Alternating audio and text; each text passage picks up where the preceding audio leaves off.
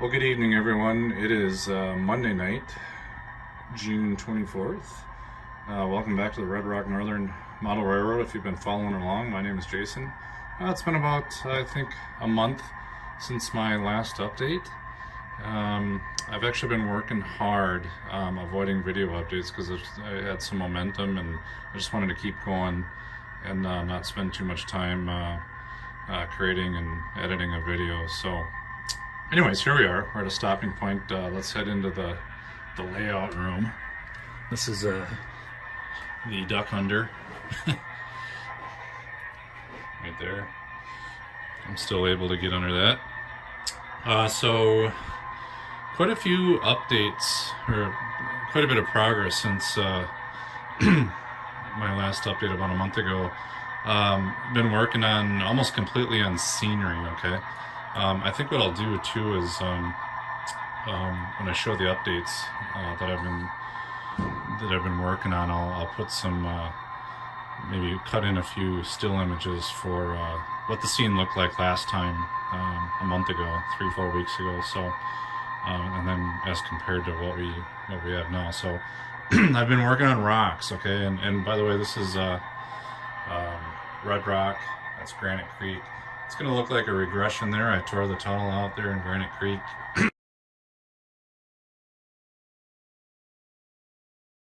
And I've took most of the buildings off the layout as I've been doing this work because it's been really messy in this room. I've been spending a lot of hours in here. So forget about this regression here. I just took some stuff off so I didn't get damaged. So you can see the retaining walls are gone. The buildings are gone. The city of Granite Creek is gone. Anyways, so I've been working on rock work, okay? And I think the last video that I had created, I might have had the carving plaster in this area.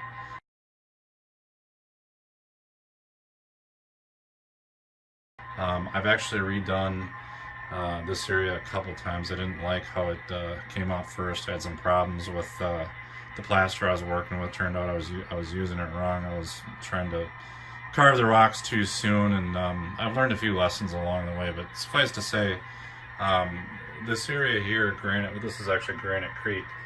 I've spent a considerable amount of time trying to get these rocks done. So my first attempt at rocks, I think it looks passable. It's not my greatest work, but I was just spending far too much time worrying about the rocks, doing research on how to create rocks, and finally I just said, you know what, let's just get to it, and it's just going to turn out how it turns out. It didn't turn out too bad. You can see so I carved all these rocks. This is Woodland Scenic's carving plaster, stained using this, the spotted leopard technique or whatnot, with 3 different colors, 2 secondaries and a primary, and then a black wash afterwards. For whatever reason, the stains I was using are the washes, which I picked up at a flea market at a train show several weeks ago. Left these kind of these black marks. I don't know what these blotches are. That's actually the black stain. And instead of getting into the crevices in some areas, it just kind of looks like someone threw splatters of paint on the rocks. It doesn't look too bad from a distance, and I'm not going to lose sleep over it because there's nothing I can do about it now other than tear out these rocks and start over, and I'm not going to do that. So I'm going to throw some ground foam on there anyways, I think, and with some foliage and brush and so forth. I don't think you'll really be able to notice it, so I'm going to leave it as is. So got the rocks in, wrapped around here, and then we transition to kind of a grassy hill that's been scenic there, or at least the start. Probably put some trees and bushes along there too. This is by no means done.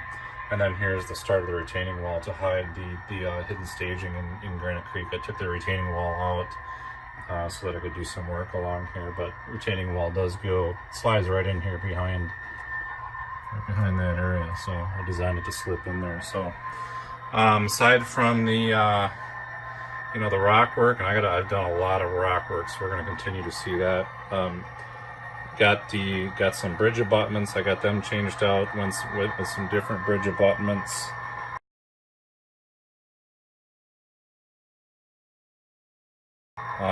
That I created out of I think it's 1/2 inch plywood.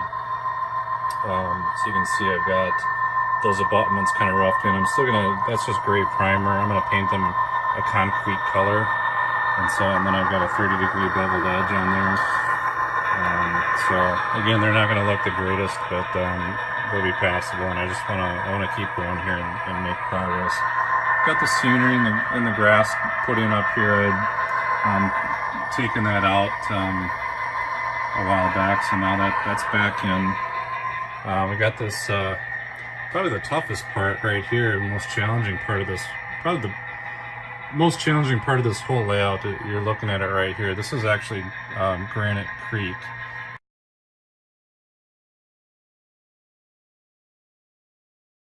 And this is a very narrow section of the layout to try to fit a creek in. Okay, you're looking at an overhead view. It's literally about that wide.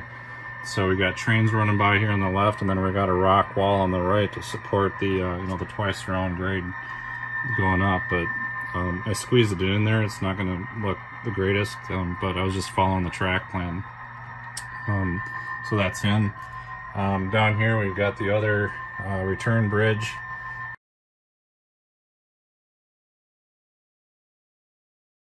Going over the other end of Granite Creek as it snakes around in this area of the layout. So here's our, what is this, a through truss?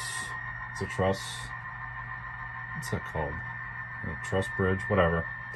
So I've got that back in with the, again with the different abutments that I fashioned. Grass and weeds and crap all along, growing all along here. All right, and then the rock work continues. Got our grass and scenery in here, and then a boat ton of more rocks over on this side as we go down. This is new here, brand new. This did not exist the last time I shot a video and shared it with this layout. So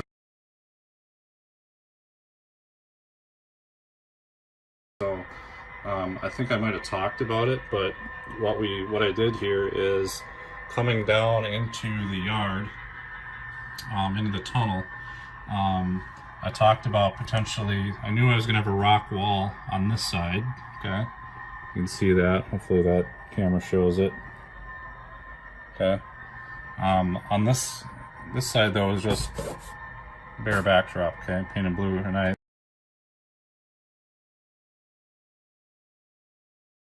thought, well, maybe it might be cool. This area might be more explainable is if we have this track going through a canyon, a cut of rocks, okay? So that's what I did. I built a rock wall on this side, and we're actually going through, a canyon here, a cut of rocks. This is something I saw in a rail fanning video a while back. Some rail fanning down in Missouri. A lot of cuts of rocks that the Remington Northern used to go through on what is it, I forget what the subdivision is. Name escapes me. But anyways, got these rocks in here. We go all the way, get all the way down to the bridge. Got the tunnel. I got the tunnel portal painted, a couple different colors of brown and black. I've got the retaining wall here for the tunnel portal. That's painted and kind of in. These aren't in permanently yet, but they're real close. They're right now they're removable. I got a little bit more rock work to do on this side, and then I'm gonna glue in that tunnel portal permanently. And down over here, I put in this plaster last night, carbon plaster, and I got the bridge abutments cut and put in. Bridge abutments cut in over here. Okay, so these are the other two bridges on the layout. Okay, so a lot of time spent, starting here, coming down here, at least a solid 2.5 to 3 weeks working on this. Over here we've got this didn't exist.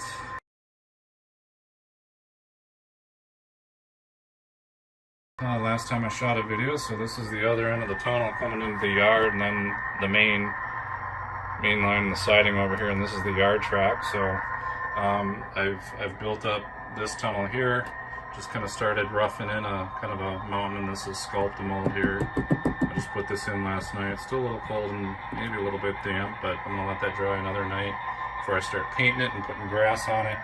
And then up here, I decided This is going to be a continuing rock wall, and we're going to kind of, on this upper level, we're going to kind of come around here and we're going to come in through another cut. I think this is going to be rock strata here, and I think this is going to be little rock strata here, and then some grass on the top.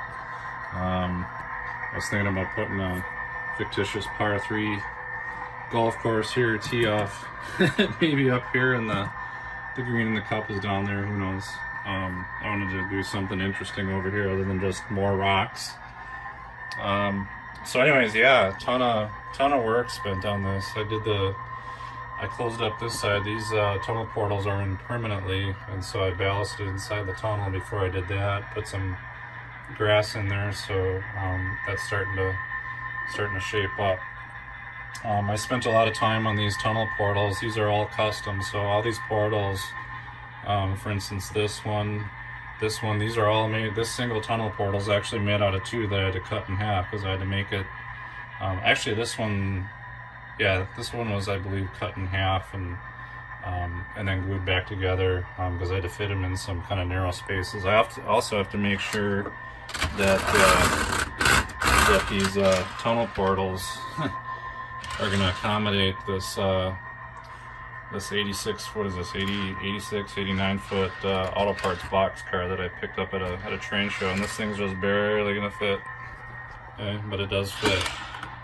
Okay, it makes it through. It looks a little ridiculous, but I love Burlington Northern, and I found this car for $8, and I decided I got to make the layout accommodate it so I can run this around my layout. So this auto parts box car makes it through this single track tunnel, and of course that double portal tunnel on the other side. All right, let's go over here back to Granite Creek. So I tore out this mountain in this tunnel. Why? Because something was bothering me when I originally followed the plan for this tunnel and this hidden staging and this second level up here. I made a mistake in using 3/4 inch plywood, and one of the things that caused is that tall cars, such as that 86-foot auto parts car that I showed you, and then also this high cube box car, would not make it through the tunnel portal, and more importantly, it would not make it and pass underneath the sub road bed that supports the upper level. Okay, it was just too tall. And this high cube car actually happens to be a Military Order of the Purple Hearts custom box car that I had painted for my father. He was a 2-time recipient of the Purple Heart from the Vietnam War, combat wounded veteran. I wanted to make sure that this car could make it around the layout, including getting through underneath here. So here's the shortest area of the layout here. So this was getting stuck and pinned underneath there, as was that Burlington Northern auto parts car. Okay, so first idea I had was I would take a Sawzall and shave off the bottom of this entire 3/4 inch plywood, shave off, an 1/8 or 1/4 of an inch. That actually worked up until about right here, and then as I got a little further this way where I got to make deeper cuts, the Sawzall just wasn't working. So what I opted to do when that wasn't going to work, I put a lift kit in. So these risers here, I replaced these risers. I lifted the entire sub road bed along here by about 1/8 of an inch, maybe a little more than 1/8 of an inch. I didn't want to do too much because I got turnouts and track up here. I don't want to kink the track or cause any ridiculous coupler hiccups. So I think it was a good compromise. I got between getting the layout lifted and shaving the bottom of the sub road bed, my father's Military Order of the Purple Heart car, this is the tallest car that I have on the layout. It's slightly taller than the 86-foot box car, but it does make it through. There's only about a hair of clearance under there, as you can see. All right, maybe about 1/8 of an inch, 1/16 of an inch, but it clears. Okay. So yeah, that's it. So I'll put I'll build that tunnel back up now that I was able to get in here and do the work that I wanted to do. Here's the portal for it, right here, and that boxcar will now be able to make it through, all the way through, right? Alright, let's get him out of the way because I am running a train on the track, something I haven't done in weeks. It's been bugging me. So yeah, a lot of work. A lot of work spent on scenery. The layout, it's a little frustrating. You know, I spend all day in here, and you know, on the weekends, and by the time I'm done, everything is wet and smells like glue and alcohol, and I got foam on my elbows and paint on my hands, and I got hot glue burned through my palms, and the layout is just a swamp. I feel like it's just a disaster, but the good news is I come back down the next day, 18 to 24 hours later, and everything dries like magic, and I feel a lot better. But over here we got a turnout that's slightly kinked. I got to replace that turnout there. You can see the kink right there. We have a little bit of expansion, so I'll put a new turnout in there. It should arrive this week, and I'll make sure to gap this a little better. I did make the rookie mistake of not allowing some gaps around certain areas of the layout, and I paid the price because over the past 2-3 years, a lot of turnouts have had no room for expansion, and the turnouts end up getting kinked, and so as that happens, I got to tear the turnouts out, and they're for the most part wrecked, put new turnouts in, and then I cut appropriate gaps in the track. So I've done that in a number of spots, and I thought that this last spring and winter I had no track expansion, but I think I just had one this year. This is brand new, so this just happened in the last couple of weeks, and so it's not a major one. But nonetheless, I'm going to get it replaced because I don't want any operational issues with this layout, and I definitely want to get that layout or that turnout replaced before I ballast. So now's the time to find all the track work problems.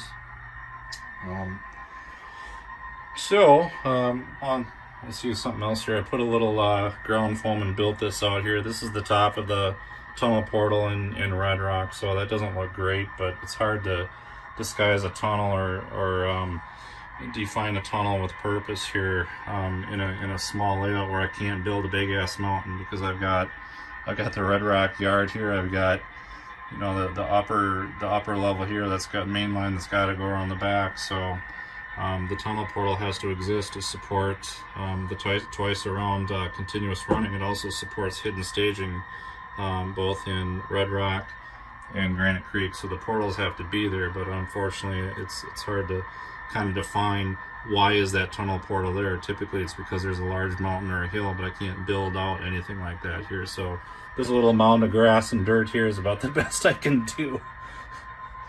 I don't know, I feel like I'm forgetting a thing or two, but I want to cut this video off. I guess last but not least, this is the first time I've actually run a train in probably 6 weeks. I was starting to get really frustrated doing all this work with no reward. I finally peeled off all the frog tape off the layout, vacuumed it, ran a cleaning car around a few times, no derailments, and what I'm running here is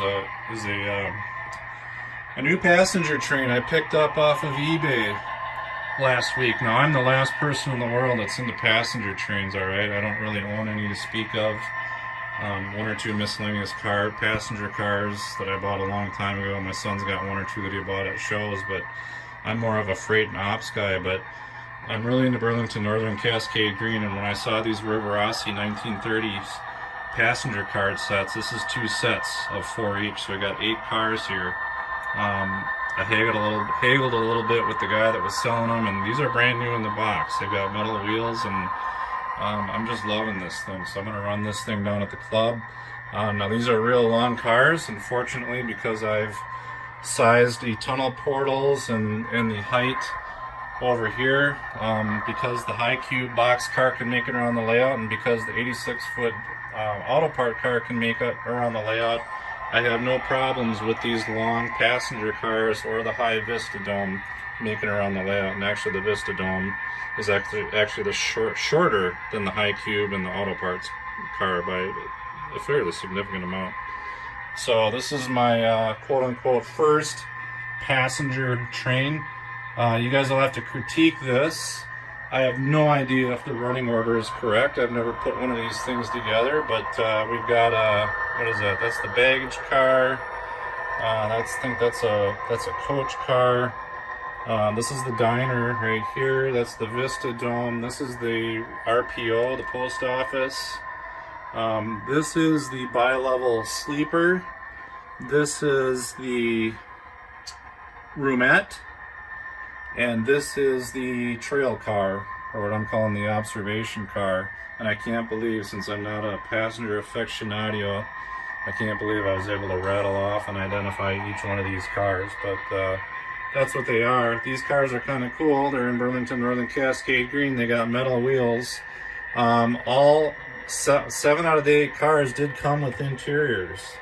The only one that doesn't have an interior is this bi-level. I think that's a bi-level. It's supposed to be a bi-level sleeper. So maybe I'll pick up an interior for that. I know they're available.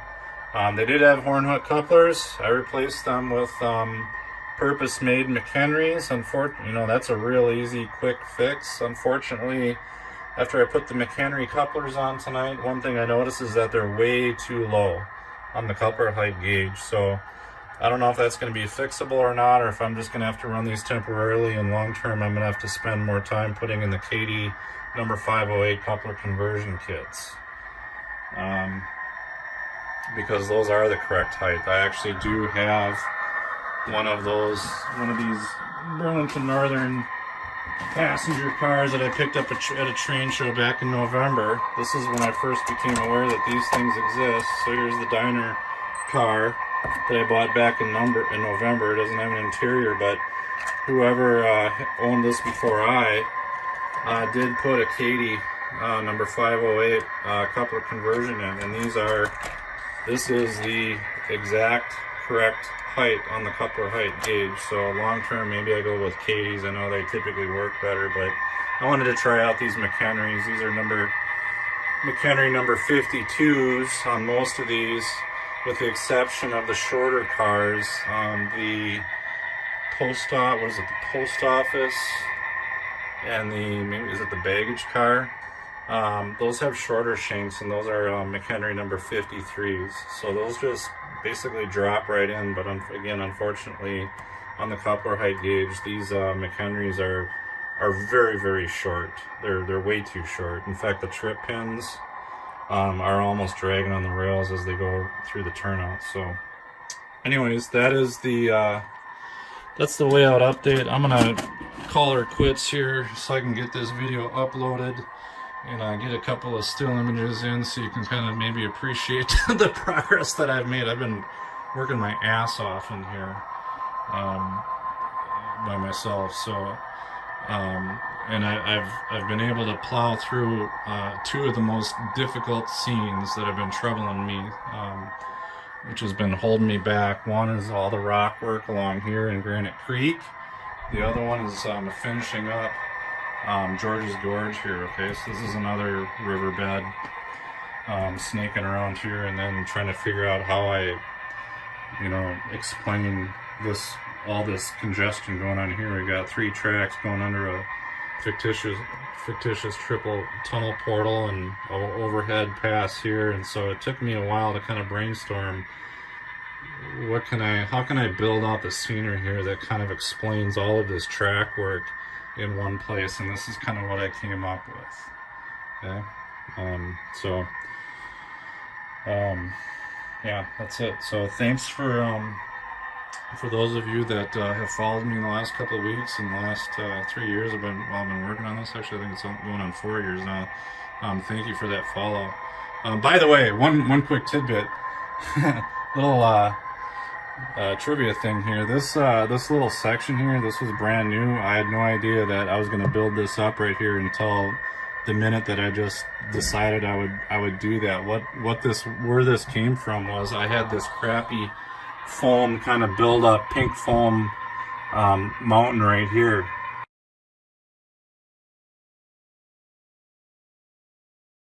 Okay, going around this 24-inch curve that I never liked. That wasn't going to stay there. I literally picked that thing up, brought it over here, and because this is also a 24-inch curve, it sat perfect right here. And literally all I did is glued it in place, put some plaster cloth on it, and put some rocks on it, and it looks like it was made for that curve. It actually didn't turn out too bad there. So otherwise I didn't know what I was going to really put in this space, so I think that's a good use of that space, you know, introducing the entrance and the exit to this rock canyon here. So all right, I'll shut up and end the video here. Thanks for tuning in, and catch you later.